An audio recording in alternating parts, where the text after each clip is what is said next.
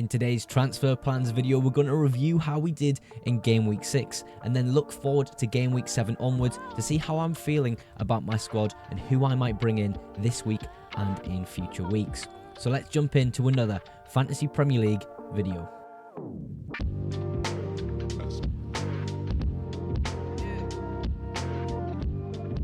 So far for game week 6, I've only scored 41 points, and of course you can see in the middle of your screen just there, Semenyo is yet to play in my squad, and he does have a great fixture with Southampton at home, so I can look forward to that game later tonight. But let's start with sort of the double Arsenal defence and the defenders as a whole. Of course, you can see 1 point Gabriel and Raya.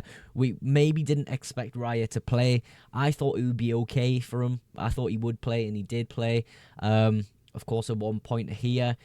You could maybe argue you expected a clean sheet in this fixture against Leicester, but in game week 4, I didn't expect a clean sheet against Spurs, so perhaps that equals things out for owning David Raya. But yeah, a little bit disappointing for the goals to be conceded by Arsenal there, but I suppose decent fixtures in the next 2 weeks. Perhaps you're looking at 2 clean sheets there, and with a double Arsenal defence, I think that will net you great points for the future. So I'm looking forward to that as a double Arsenal defence owner.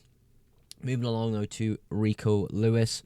Again, getting decent minutes overall after playing 0 minutes, obviously, in that Arsenal fixture, which was a bit of a strange game. Look, he's starting for City. He's 4.7 million. The advanced positions he is in is just so exciting as sort of a Rico Lewis owner. It's whether it's translating into points is another thing. Perhaps we see, obviously, in the good fixture run of City coming up, Rico Lewis netting maybe a few points and perhaps even scoring 1 or 2 goals in the next 6 weeks. But we'll just have to wait and see with Rico Lewis. It's sort of a thing I say every week with Rico Lewis. Is he going to start? We'll have to wait and see. Is he going to get returns? We'll have to wait and see. It's just such an unknown with Rico Lewis at the moment. I've almost found comfort in just starting him anyway and just expecting him to start. I think that's how I'm going to have that attitude going forward into these good fixtures. I'm just going to have to expect Rico Lewis to start, and he really should, because he has been playing really well for Manchester City, and it seems that Pep trusts him quite a lot. So yeah, we will have to wait and see with Rico Lewis. But Trent, on the other hand, of course, yellow card, conceding a goal against Wolves away from home. He's came away with 1 point, and sort of the up-and-coming fixtures aren't amazing for Liverpool. I suppose you can look forward to game week 12 if you hold them long-term, but overall not amazing fixtures. Perhaps it's someone you maybe look to, downgrade and upgrade in the midfield, but Trent just is, a good FPL asset. He has such good attack and threat. Maybe I just keep a hold of him, but it's starting to get a little bit frustrating owning Trent Alexander-Arnold, just getting sort of 1 point. I suppose we'll look at sort of his track record. It's the clean sheets in the first 3 games that really got him the points. Forest, of course, was a disappointing one. Bournemouth was a great one, of course, getting the assist. But now we're back on to sort of difficult fixtures. You're expecting Liverpool to maybe concede 1 or 2 goals in the next few fixtures, so when you eliminate the clean sheets, are you really going to be getting loads of attack and returns from Trent Alexander-Arnold? Possibly not. So maybe that's someone I need to look at in the transfer plan section in the next section of the video, but we'll wait for that and speak about the midfielders now. So Bukayo Saka. Now Odegaard's out, it seems like he's sort of stepped up a little bit more and became just a little bit more risky and creative with his game in order to sort of push Arsenal on. And of course, with the amount of goals scored in that game, to not come away with any attack and returns and his assist to be taken away from him post-match is disappointing. But look, you've got 2 good fixtures coming up for Saka, and sort of how he did this week, I think he played great. Watching obviously little bits of the game, it is exciting to own Saka for the next few weeks, but 3 points this week does feel not sort of... Obviously, it's a bad points total, but coming away with 1 bonus point in a fixture where there was so many attack and returns kind of says a lot about how he played in terms of just a football player. So, yeah, perhaps it's a good thing that I own Saka, even though he didn't do so well this week in particular. And Mbeumo scoring early yet again. Brentford don't look kind of the same team without Johan Wissa. And of course, I had Wissa and had to transfer him out last week because of his injury. But yeah, it's sort of decent fixtures coming up for Bryan Mbeumo. A lot of people had him on the wildcard. I didn't wildcard last week. I did my wildcard in game week 3, as some of you guys will know. Of course, Semenyo in the middle. I can't review Semenyo just yet because he hasn't played, but it's a good fixture. So I expect him to have a good game against Southampton at home. Whether that translates into FPL points, we will just find out later. But yeah, I am looking forward to that fixture. He's getting frustrating now. He really is getting frustrating now. I mean, look sort of at the points around here. Of course, that Chelsea game just sticks out like a sore thumb, but 2, 3, 2. I've lost value on EZE as well. I think he might be due a price drop coming up this week as well. So, look, I will speak a bit more about EZE and sort of what I'm planning to do with my transfers in the next section of the video. But yeah, EZE will be a talking point in that section for sure. We'll kind of double up with Watkins and Rodgers and speak about them at the same time. Aston Villa do look good. Rodgers, again, looks fantastic. I believe Watkins still has the most big chances in the Premier League at the moment, more than Erling Haaland, so I don't think I'll be selling him anytime soon.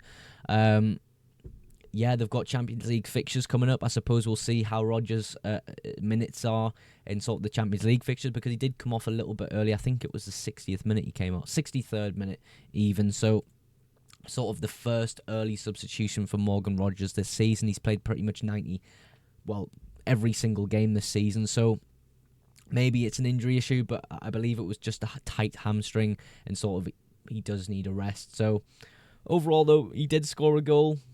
You can't really complain too much, and of course Watkins scoring and assisting, I believe, in that fixture. Yes, of course he did. But yeah, really, really happy with the two boys. We'll speak about Erling Haaland's look, disappointing captaincy pick, blanks.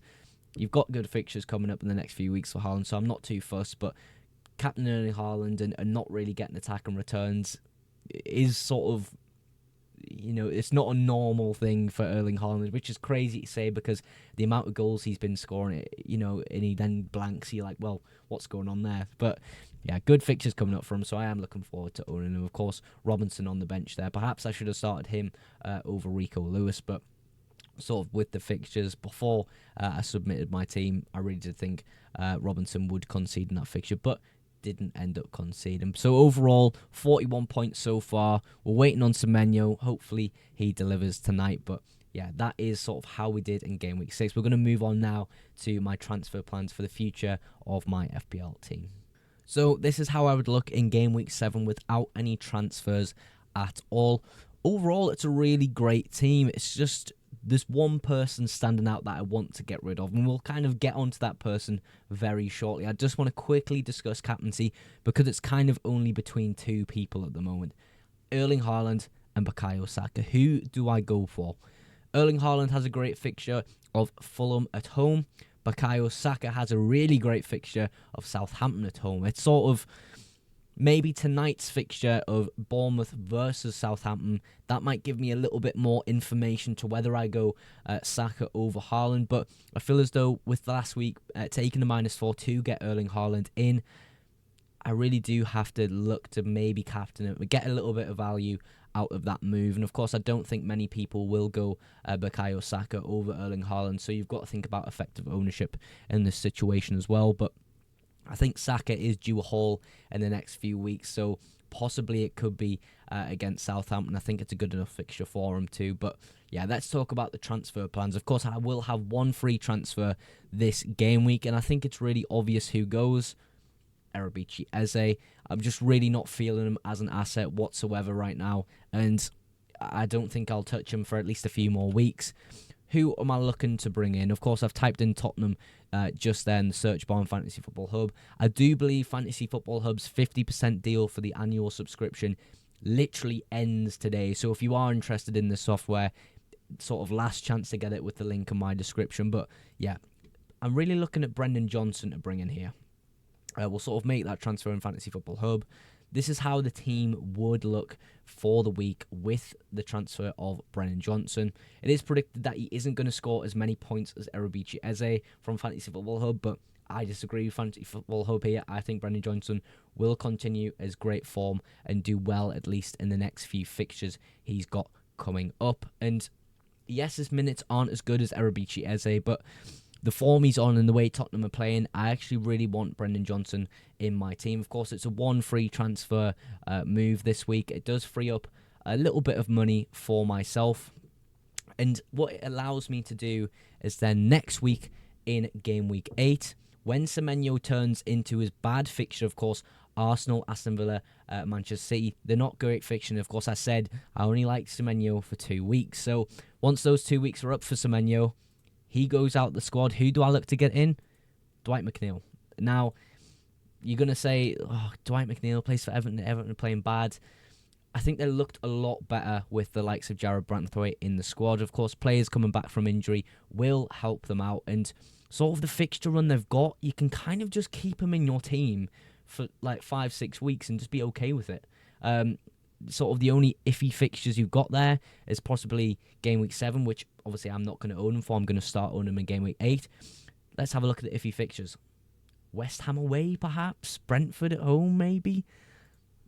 I quite like him as an option. Of course, it frees up a lot of money, and sort of, you know, the fixtures that he does have, perhaps he can do what he did in game week 6 and score 2 goals. So, but really what it does allow me to do is when Saka's fixtures turn bad for 3 weeks, I can actually get rid of Bukayo Saka and move back into Cole Palmer. Cole Palmer, his fixtures aren't great, sort of game week 7, game week 8. You can maybe say that game week 9 onwards, they're looking a little bit better. It's sort of iffy fixtures across the whole board, but I feel as though game week 12, you're going to be wanting Cole Palmer in your team. I think everyone's going to be scrambling around. So if I can make an earlier move with sort of fixtures that I don't really mind playing Cole Palmer in, I think it's a great move. And of course, we'll make the transfer there on Fantasy Football Hub.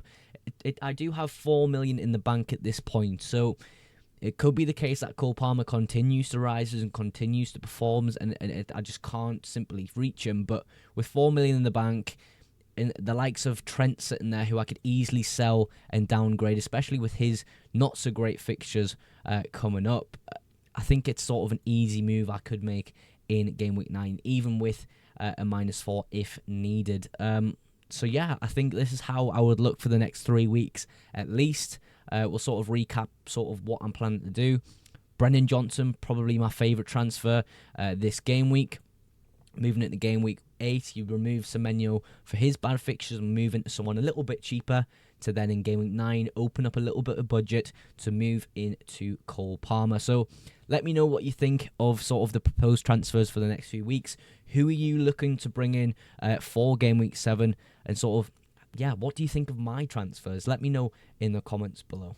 As always, to end every single video, I like to give you guys at home a big thank you for supporting the FPL Mugs YouTube channel. And if you have enjoyed today's video and you aren't subscribed just yet, please do consider dropping a sub on the channel for weekly FPL content and deadline streams. But that is everything for today's video. Thank you so much for watching again, and I will catch you in the next one.